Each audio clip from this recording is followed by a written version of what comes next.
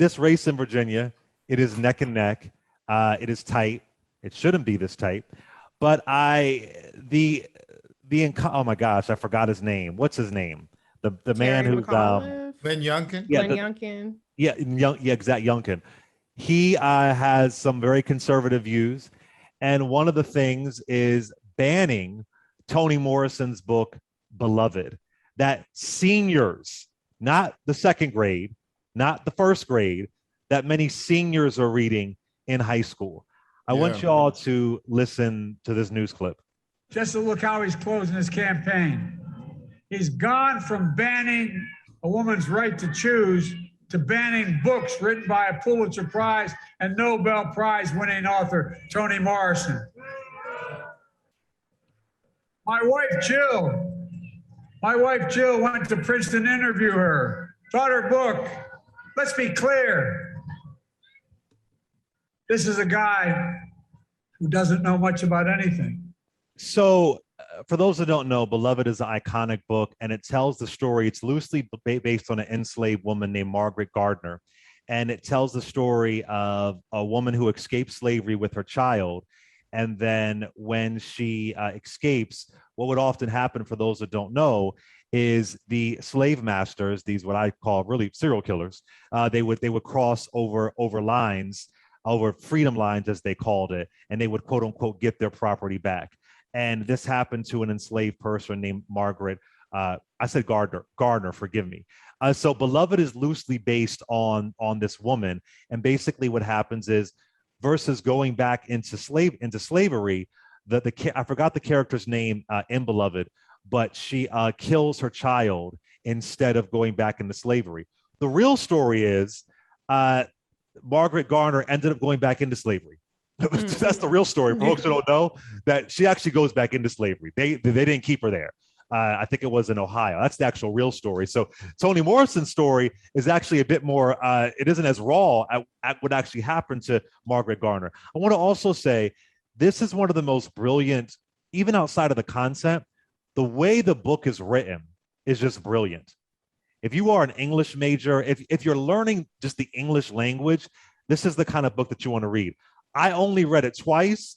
It was too difficult for me to read. I was confused. I said, oh my God, I can't tell where we are, because the thoughts aren't linear and whatever. I also read The Bluest Eye when I was in high school as well. But on a writing perspective, this is just so important. But here's where we are. They are outraged when they thought Dr. Seuss was being canceled, which he wasn't. Right. They were outraged over something like that. But this is what you call trying to literally, this is a version of canceling the legendary, the iconic Pulitzer Prize winning Toni Morrison. This is what this side complains about. Reese, your thoughts?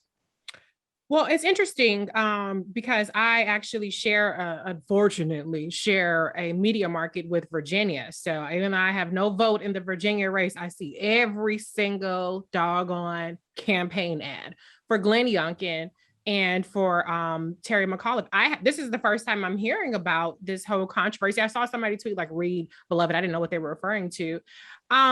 It's obviously appalling. It's obviously racist, but this is how the Republicans gin up their base.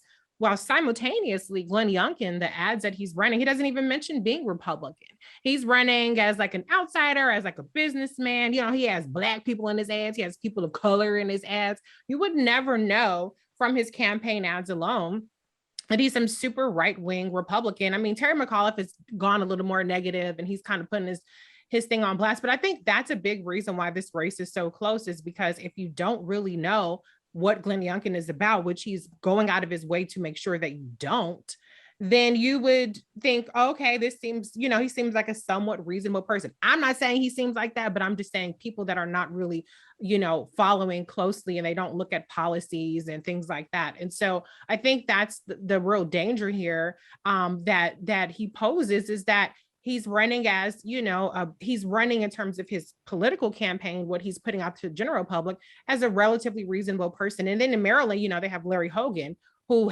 is not a, completely, Trumper, flaming, ridiculous person. And so sometimes in these, purple states, blue states, they have a tendency to go on ahead and elect a Republican here and there. And so I think that's why it's close. But I think that the more that people find out that he's really an extremist, maybe that'll help swing it. But I just don't know if there's enough time to really penetrate with that message that he's super right-wing Trump person, aside from him like really coming out and saying something. Like, remember the guy who said, who was the guy in Indiana? Was it Todd something, where he talked about Todd Aiken in Missouri? Yeah, okay, you know what I'm talking about. Where he talked about, anyway, something that like a gap like that, I think is what he said. If it's a legitimate rape, legitimate woman, rape. Like, Yeah, her body would reject. Yeah. So, I mean, short of that, I just don't know how Terry McAuliffe pulls away with it. But I mean, it's just a preview of what would happen if Glenn Youngkin were to win. He's going to be just as extreme, just as ridiculous, just as regressive as all of these other Republican governors. So hopefully people choose wisely and they actually get out to vote. I'm not sure I understood what you were saying at one point, Reese. Are you saying that you think that Terry McAuliffe is going to lose? No. I don't know if he's going to lose, but I know it's close. Right. And I understand why it's close, because Glenn Youngkin is not running as a Ron DeSantis, Kay Ivey, Trump Republican. He's running as a person he doesn't even mention he's Republican in his ads. As a matter of fact, I don't recall even one ad mentioning that he's Republican. So he's not running on that brand. He's running more middle of the road. So people who are not, people who follow the news closely wouldn't really know who he really is and what he's really about.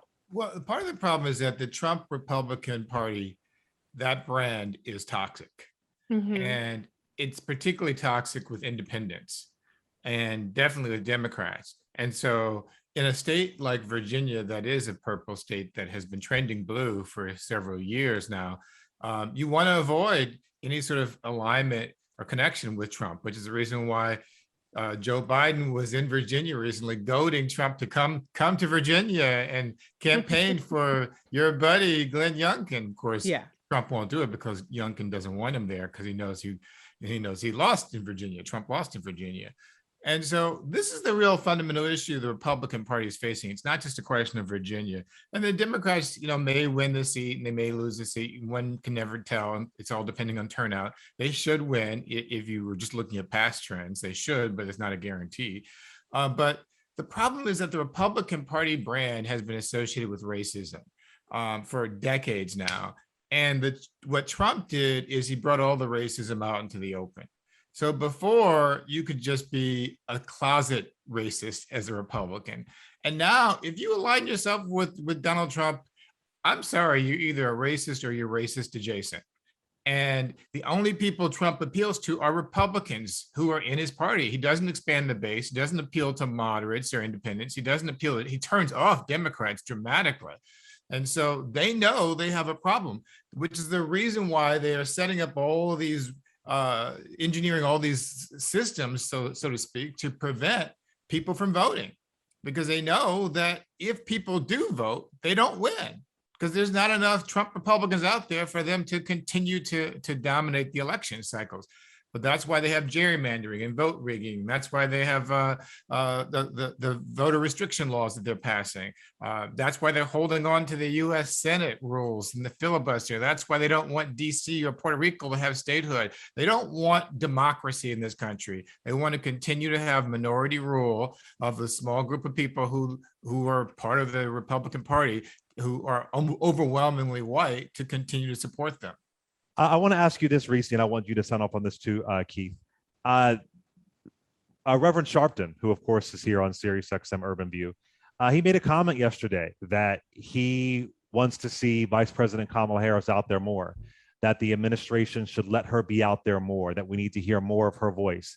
And he wasn't saying that she didn't want to be out there. He was saying the administration should let her be out there more. Some folks got upset that he said that on the right.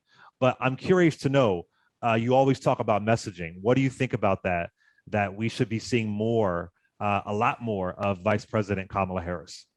I think we are seeing more as opposed to even a couple of weeks ago. She's going to have a very high profile trip to France in November. She's been campaigning for Terry McAuliffe. She has another appearance this Friday with Pharrell in Virginia Beach. So I think that they are strategically kind of placing her throughout the country, you know, selling the big Build Back Better plan. I mean, she's done rallies in the Bronx. She's done them throughout the country. She was in Nevada. And so I do think that she's out there. What's not happening though is it's not piercing through because it's not entertaining enough for people. That's the problem. She's not a shtick. She's not like me, you know. She's not gonna be out there, sister girl, whatever, you know, on you know, at the rallies and shit like that. That's what I do. That's not what the vice president does. She's a very dignified, you know, woman. And so it's not entertaining. So people don't check into it. People don't pay attention. I mean, she's traveling multiple times a week selling the plan. She's holding meetings. She's having a meeting today with the mayors. And so I don't think for a second that she's, you know, behind closed doors, that she's keeping a low profile. I just think that it's just not interesting enough for people who are looking for some attention grabbing headlines, who's looking for something that's going to really reel people in. The only time she makes headlines really is when people want to nitpick on something that she says, which is something that any other vice president would have said. And so I think that's the challenge. You know, people are expecting her to be in a role that's not what vice presidents are. Vice presidents are not the stars. They're the supporting player. And that's what she's doing. It doesn't necessarily help her political ambitions to be in such a backseat and for people to have this perception that she's not on the forefront of things. That doesn't help her, but she's doing what the job really entails. And so I would like to see her in more Black media. That's been something I have said since she was running for president. Get her on Black media, Sirius XM Urban View, on Tom Joyner. Well, he's not on the radio anymore, but you know, Russ Parr, she did a radio show in Atlanta. I forget the guy's name, you know, but you know, get her out there more in that regard, but she's definitely out. It's just people ain't really paying attention. And I think that's really the challenge that she has to figure out, is how does she really get attention for the things that she's already doing? I think that's exactly right. I actually think it might hurt her to be vice president in terms of her political ambitions. She'd be better off in some respects staying in the Senate because she's going to have to carry all the weight of the Biden administration unless they accomplish something. But I did see her just a few days ago at the MLK anniversary ceremony in Washington, D.C. She gave a speech, a very, very dry speech, quite honestly. And that's what vice presidents are supposed to do. Yeah. And unfortunately, it sucks out all the energy from, you know, she was a much more exciting person, I think, as a candidate when she was running for office herself. And now she's in this position where she's got to handle things that she can't solve, like immigration. She's got to say things that kind of backtrack on where she was before, like her comments on systemic racism. And honestly, wait, what did she say on what did she say on? I didn't hear that on systemic racism. I don't remember the exact. I think you're referring to when she said America is not racist, which exactly. What vice president is going to call the whole country racist? Like literally, that would never happen in the history. So right. But that wasn't the tenor of what we were getting from her in her campaign in 2020. That's the point. But in fairness, though, she did qualify that statement. She didn't just leave it as America's not racist. True. I mean, she went into about the systemic racism and all that stuff, but that got clipped, you know, when it's just, oh, she said America's not racist. And that was kind of like the headline, you know. But there's not a Black person I know in America who believes that. And that's the clip that people, that's what I'm saying. It hurts her because she has to say all these things. And there's not a Black person I know who except for maybe Tim Scott, who actually believes that America's not racist. I'm not even sure he believes Thomas. It. Don't forget the great granddaddy, Clarence Thomas and Herschel Walker. But one more thing too, I've been meaning to say this. I haven't said this publicly yet. She's a graduate of Howard University. Howard University is going through this big crisis right now. The students are protesting over housing. I feel like this is one issue. If I were there, I would be urging her to get involved and do something to solve this problem for the students. I think that could get her a lot of brownie points for doing that. I don't think that the administration. Oh, Keith, I think she would be vilified if she spoke out. I'm not saying speaking out. I'm saying negotiate a solution for the students to speak to the president. I think she would be ripped. They would rip her to shreds because the university. I think the media would rip her to shreds. The university is more or less dodging, denying exactly what's happening with housing. You have the students who are protesting that they took over. What is it called? A section of Blackburn, I think. Blackburn yeah, Center. exactly. If she went in the middle of that, it would just be overdrive. I don't think it's a good idea for her to be in.